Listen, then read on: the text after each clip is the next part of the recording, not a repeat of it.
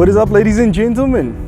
AJ here, aka I Have Alchemy, coming at you with another video, and today I'm going to be talking about the camera. It's not a film camera. Most of you guys know that I shoot film. We are talking about a digital camera today, and a pretty powerful one, depending on what you need it for. Firstly, let me say right off the bat, if you are a professional, I don't recommend getting this camera unless you're using it as a B camera, a C camera, or a behind the scenes camera. I did use it for professional use before, but that was taking a big risk, and I'll explain more about that later. But now let's speak about who this camera is really for. This camera is for the casual shooter, the photographer, the videographer that's not doing this full time and not getting paid to use this camera.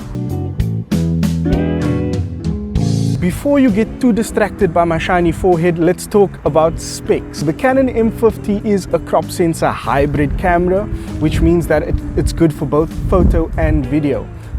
The crop usually for an APS-C size sensor, which this camera has, is usually 1.5, but in Canon's case they want it to be special, so it's a 1.6 times crop. What that means is if you are primarily using your phone to shoot videos or photos at the moment, this camera is going to be a gigantic upgrade, I guarantee you. Even if you have the latest phone, it's not going to give you the quality and the resolution that this camera is going to give you. Now let's talk about build quality while my hair blows in my face and you can't see it. The Canon M50 is actually built quite well. It is made out of all plastic, but it doesn't feel cheap in any way, and it's quite small. It's actually much smaller than you'd think if you look at a picture of this camera. I'll throw some shots up and you guys can actually see how small it is.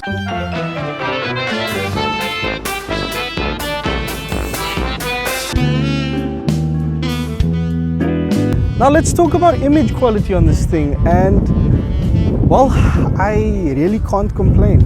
This thing is awesome. Like I said, I have shot paid gigs before, and I took a risk because this camera only has one memory card slot. Now you professionals know that, you know, it's always good to have backup, and if something happens and your memory card corrupts, well, your whole shoot is down the drain. While we're on the topic of image quality, let's talk about video. And the Canon M50 actually shoots pretty awesome video. I'm shooting on it right now.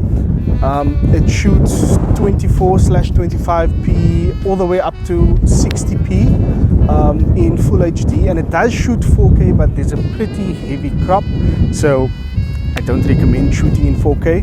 But I do think that the 1080p on this camera is really good. It's not the best resolution in the world, but it's crispy, the colors are good. Speaking about color science, we all know that Canon is famous for their absolutely amazing color, and this camera does not fall short in that category. I use the neutral profile and I tweak it slightly, but that is all I do. This camera does the rest for me. I literally just shoot my videos and then edit it from there. I never ever color grade. It's awesome. Now, while speaking about color science, let's just jump into dynamic range for a bit. And this is an area where this camera falls short. Now, my highlights blow out pretty quickly. I don't know if you saw earlier on, my forehead was kind of shiny. And once you blow out your highlights, there's no way of getting it back. So that's one area where this camera does fall short.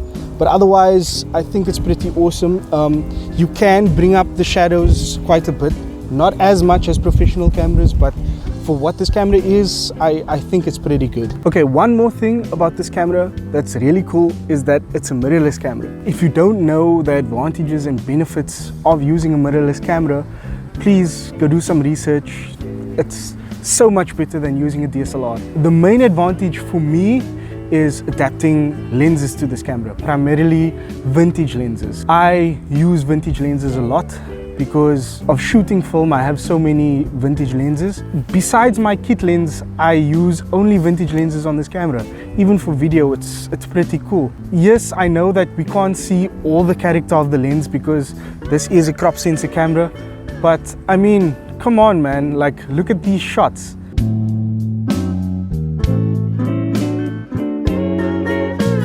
If you want detail, this camera does not lack at all. One more thing I need to add, this camera isn't really great with low light capabilities, so anything over 1600 ISO is gonna look pretty unusable. I usually try to keep my footage under 800 ISO. If I know that I'm gonna be shooting in low light, I'll usually grab a faster lens with a wider aperture, and then I'll be sorted. I'm sorry for the echo, guys. I'm actually in a studio right now. One last thing I forgot to mention on this camera is that the footage is a breeze to edit. I've shot on other professional cameras before, and my computer setup at home is quite dated. So for me to edit footage from those cameras, it takes between hours and days. This footage I can literally put on my computer and there's no buffering, there's no lag, nothing. It's super simple. So if that is a problem for you, if you do have an older PC or an older Mac, the footage on this camera, it's awesome. So let's finish off this video with the big question. Is the Canon M50 worth it in 2022 and beyond? And my answer is undoubtedly yes. For the casual shooter, for making small little videos, or for YouTube creators like myself and hopefully you, this camera is awesome. Comment down below if you've ever used the Canon M50 or if you plan to grab one. Maybe you even have one right now. I'd like to know. Hit me up in the comments. I'm usually pretty good at replying. Thank you guys for watching my video, and I'll check you guys the next time I see you. Peace. I get my pictures out in Georgia. Oh yeah, shit. Yes, I know I'm still recording audio. Just give me a second, AJ.